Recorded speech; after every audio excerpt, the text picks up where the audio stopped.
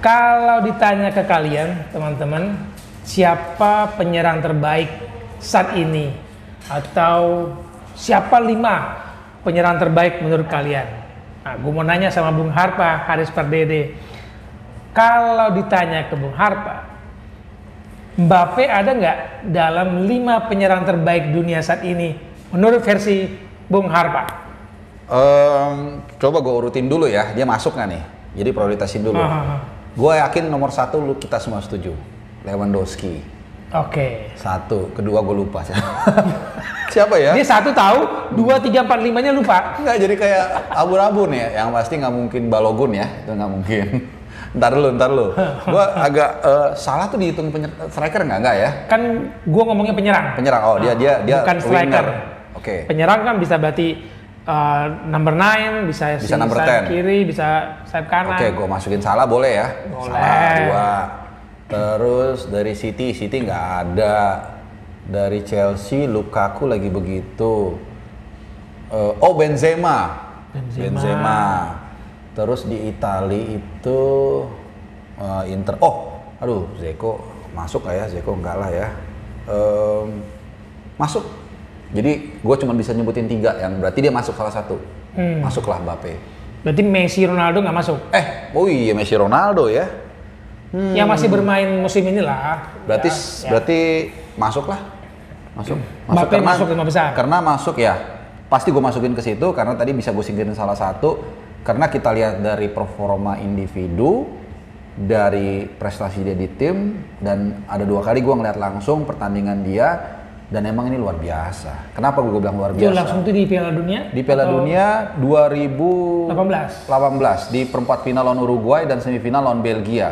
Kalau nggak salah dia golin apa gitu, gue lupa. Lu ke stadion waktu itu ya? Di Prancis, di Rusia ya?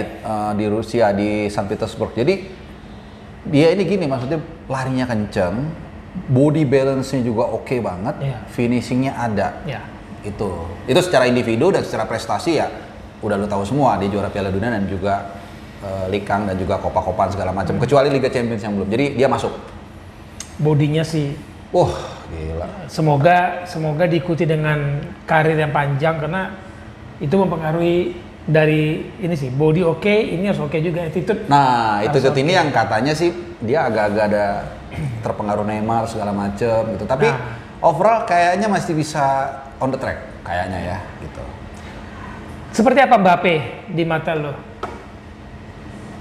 Penyerang seperti apa? Karakteristik kita nyambung ke tema tadi. Ini karakteristik striker? Iya. Dia pribadinya kah apa? Kalau pribadinya sih gue rasa ini orang yang punya ambisi, masih muda tentunya. Ini ada 2 kombinasi yang challenging karena bisa juga nanti lari dia jadi star syndrome, apalagi di timnya dengan Neymar dan segala macam. Tapi kalau secara karakteristik permainan sih ya kita lihat ini pemain yang serba bisa, finishingnya luar biasa, tekniknya oke banget. Tapi kembali lagi tadi, nanti tergantung gimana dia milih footpath-nya dia, jalan hidupnya. Ini harus hati-hati nih, dia ada di persimpangan. Termasuk pemilihan karir, stay di PSG atau pindah gitu maksudnya gitu. Betul, kaitannya nanti juga dengan di sana dia ada pelatih siapa, ini penting karena nasib pemain kan sangat tergantung dengan pelatihnya yang cocok atau enggak, strateginya dan sebagainya dan juga environment-nya gitu. Terus kalau dilanjut berarti kalau lu pribadi Harpa melihat Mbappe akan stay di PSG kan atau cabut karena dia menjadi bursa buah bibir di bursa transfer. Bahkan Januari ya, berarti nggak main Liga Champions kan? Bursa transfer di Januari kalau pindah nggak, gua rasa nggak mungkin karena dia juga kalau kita bicara secara pragmatisme, ngapain dia pindah? Demi karir, dia tunggu 6 bulan aja sabar, 6 bulan baru dia bisa dengan tenang. Free transfer dong. Ya salah sendiri PSG-nya nggak mau do something waktu kemarin. Apakah perpanjangan kontrak dengan nilai yang mungkin nggak ketemu? Dia nggak mau. Ya justru itu kan nggak mau ada alasannya. Semua kan ada harganya kalau kita bicara. Mau disamain sama Neymar kah? Kan ditawarin kan sama PSG.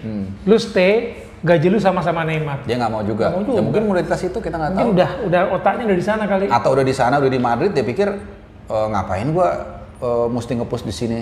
Dan kedua, kalau kita bicara gengsi, ini kan udah bukan yang dikejar lagi kan, bukan sekedar main atau gaji sebenarnya ya kalau menurut gua, tapi udah kepada ambisi yang ini yang gue bilang. Sama di basket, lo kalau tahu LeBron James itu sebelum dia main di Lakers, orang nggak terlalu nganggep dia, karena Lakers itu seperti Real Madrid di bola.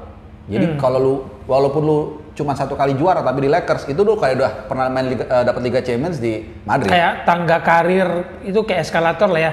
Diantarkan begitu dia masuk Lakers udah dapat highlights. Langsung gitu ya. Hollywood udah masuk Hollywood lah gitu. Nah, itu. Jadi Madrid juga gitu, suka atau nggak suka itu mesti diakuin. Gitu. Kalau secara finansial mungkin the biggest club in the world mungkin Man United dengan fansnya. Tapi kalau kita bicara gengsi, gue harus mengatakan Real Madrid. Peluang juara, kotanya gimana, terus paling banyak juara Liga Champions dan sudah pemain-pemain hebat sudah pernah main di situ semua gitu. Jadi seorang Mbappe yang udah pernah juara dunia, yang dicari apa lagi? Ya tentu satu Liga Champions kalau kita bicara trofi biar komplit ya. Dan Real Madrid sangat mungkin untuk mereka punya DNA-nya, itu udah gue bilang tadi, dia udah paling banyak gitu. Jadi ngomongnya Madrid nih. Dari tadi soalnya ngomongnya Madrid kan bisa jadi ada isunya Newcastle, apa dia mau pindah ke Newcastle. Nah, kalau kita lihat sekarang kan gampang sebenarnya. Tidak perlu profesor S3 untuk melihat kemana dia pindah. Lihat aja sekarang yang punya duit dulu kan itu kan. Uang masalahnya dia bukan pemain yang harganya. Misalkan. City masih mungkin. Paling City doang. Siapa Madrid. Udah. Itu Chelsea. doang kan. Chelsea habis beli Lukaku kemarin. Ya nggak tahu, susah lah. Chelsea juga nggak 200 juta juga gue rasa ngeluarin duit. Kemarin aja udah kalau nggak salah rekor itu ngeluarin Lukaku. Jadi kalau dia another 200 millions atau mungkin nggak dibeli ya karena dia free agents dengan gaji yang gue rasa selangit. Nah, gue rasa dan kemarin baru loss loh dia laporan keuangan. Siapa nih? Chelsea, walaupun memang lu bisa bilang ya Abramovich kan nggak penting gaji, cuman kan tetap lah. Dia buka keran di rumahnya, dia buka keran keluarnya, keluarnya uang. Jadi itu kita lihat dari yang paling yang mendasarnya dulu siapa yang punya uang. Ya benar yang Bang Wes bilang tadi, City sama Madrid. Nah kalau dilihat, come on lah, lebih mungkin kemana? Ya. Gitu. Kalau di Madrid ada seniornya. Benzema yang jadi mentor, ya. Mungkin bisa menjadi mengawal supaya nggak salah jalan, bisa jadi kan. Nah Madrid tuh lebih, iya betul itu gue setuju ya. Dan Ancelotti lihat lah pelatih yang menurut gue apa ya gue bilang kebapaan. Ya gue nggak tahu, nggak pernah deket sama dia. Cuman kita bisa lihat berkali-kali gue ngasih contoh bagaimana dia bisa mengembangkan Calvert-Lewin. Kemudian di Madrid juga dia bisa make up seorang Vinicius ya, Vinicius Junior orang Latin yang biasanya lu tahu lah seperti apa, bisa lebih santun dalam tanda kutip. Jadi menurut gue dia pas banget kalau pindah ke Madrid. Semua saling membutuhkan. Madrid butuh dia butuh Madrid, dia butuh Ancelotti butuh Benzema. Begitu. Ya, gue sih ngomongnya bukan hanya klub dan gaji, tapi siapa pelatihnya dan siapa pemainnya yang membantu dia. Karena kalau dia pindah ke klub A, terus gaya mainnya nggak cocok, dan bisa nggak mengembangkan karirnya dia, ya redup juga kan kawan itu. City mungkin mungkin ya dalam. Tapi di luar itu, nah kalau tadi Bang Wes sempat bilang Newcastle, ya kawan itu kan lihat-lihat juga. Dari biarpun dia bisa nanti beli siapapun kan kita tahu tidak instan untuk mendapatkan gelar. Jadi dia mungkin ada tergiur soal uang mungkin. Tapi kurang kaya apa lagi ya di PSG. Madrid pun juga bukan nggak akan ngasih gaji tinggi. Ya, jadi kalau ini ngasih misalnya $1 juta, ini ngasih $1,5 juta, tapi ini bisa ngasih gelar, gengsi dan highlights. Dan apa personal brandingnya naik di klub Madrid ini. Kalau di Newcastle, ya kemana lah. Apalagi kalau ya maaf amit-amit kalau sampai turun divisi kan. Ini aja belum tentu Newcastle bertahan. Ya kalau degradasi. Iya makanya kalau dia degradasi, ya udah pasti nggak mungkin mau. Personal brandingnya turun pasti kan. Jauh. Pengiklannya kan maunya lihat lu mainnya di Premier League, bukan main di Championship gitu. Lu harus mainnya di Liga Champions. Katakanlah Newcastle bertahan nanti di Premier League, kemudian baru Tapi nggak main Liga Champions. Iya nggak main di Liga Champions, makanya nggak mungkin lah. Pasti kalau gue sponsornya Mbappe, gue bilang, oke, kita kontrak lu 4 tahun, misalkan nih produk A. Iya. Tapi kita maunya lu mainnya di level atas. Pasti. Dan di Liga Champions ya. Pasti. Itu ada nilainya. Brand kita mau nempel ke dia kan.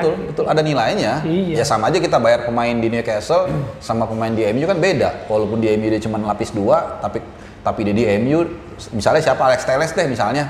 dengan Manggilos di Newcastle. Main pelapis Luke Shaw gitu kan. Iya, tetap aja highlightsnya lebih gedean di MU. Dengan catatan dia main juga walaupun nggak reguler gitu. Adalah foto dia pakai kaos MU gitu. Paling tidak bajunya ada keringat-keringatnya Iya, di laundry. iya. Jangan sampai di laundry nggak ada keringat-keringatnya, lu main MU. Ya jangan teles lah. Let's say McTominay deh. Ini bakal banyak mainnya McTominay. Iya. Jadi gitu. Diogo. Diogo Dalot. Ya main juga nanti lawan gantiin Aaron Wan-Bissaka itu. Ya, Aaron Wan-Bissaka itu lebar Tapi lagi. personal branding perlu ya. Penting. Sekelasnya dia karena brand-brand yang mengikut Mbappe pasti maunya Mbappe-nya ada di Pasti. level atas pemberitaan sepak bola. Pasti gitu. gitu.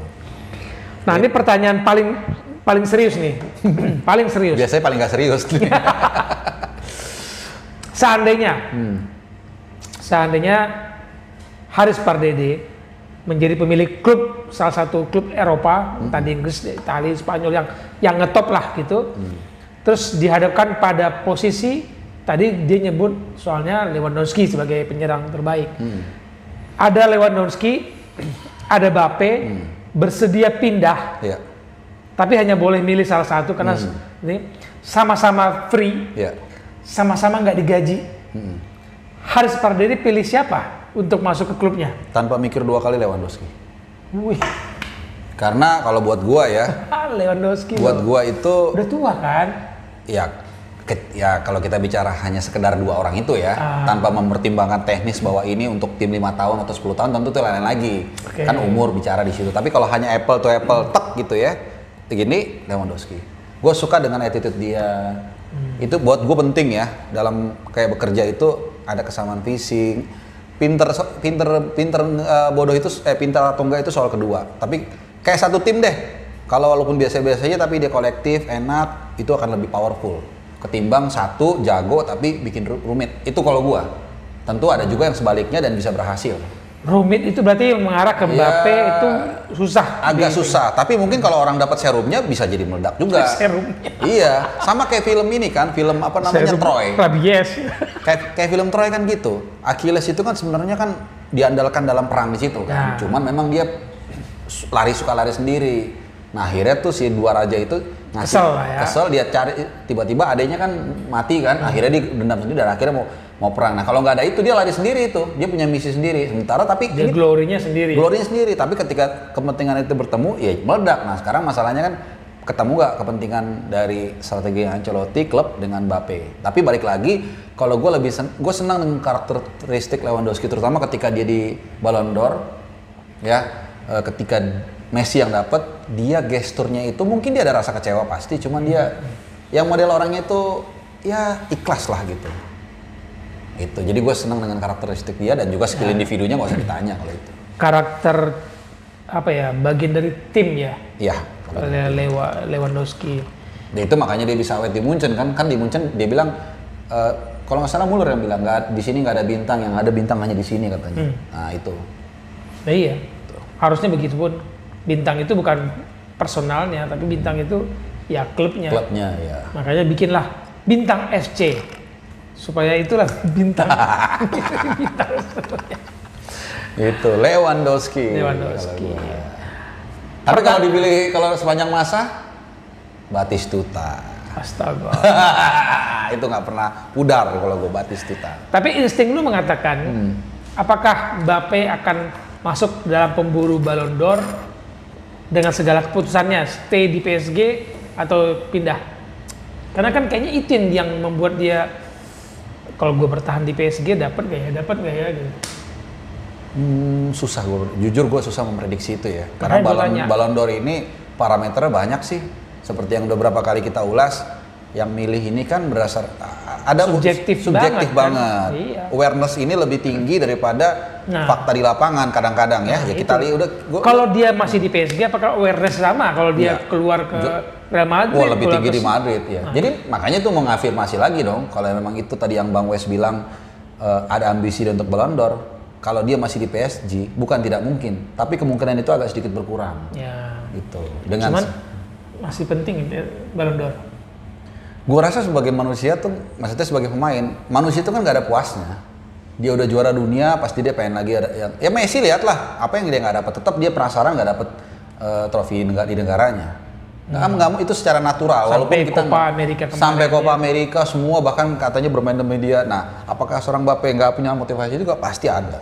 Sebesar apa, sekecil apa, seekspresif apa, itu hanya dia yang bisa ngontrol. Bisa aja dia sebenarnya berambisi tapi dia diam-diam, bisa juga. Tapi pasti ada.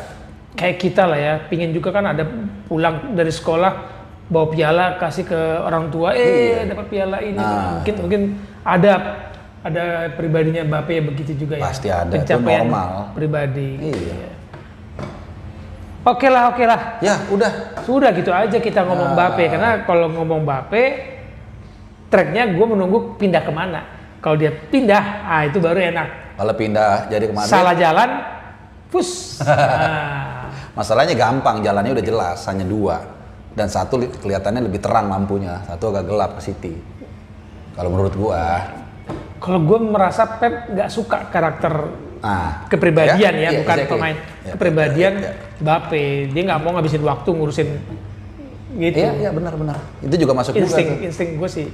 Pep tuh yang kayak yang gimana ya, bukan nurut ya, cuman yang kelihatannya ayo kumpul bareng-bareng yuk gitu. Iya. Kalau Mbappe tiba-tiba enggak, gitu kan modelnya. Gua nggak bisa jelasin secara pinter lah.